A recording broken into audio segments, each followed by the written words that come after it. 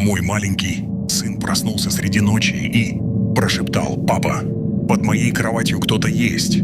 Чтобы успокоить его, я заглянул под кровать и похолодел. Там, прижавшись к стене, лежал мой сын. Он дрожал и шептал: «Папа, на моей кровати кто-то чужой».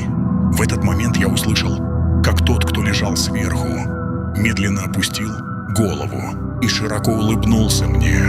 Хотите, чтобы за вашим контентом следили так же пристально? Официальная накрутка подписчиков и просмотров в TG, YouTube и TikTok. Быстро и безопасно. Ссылка в шапке профиля.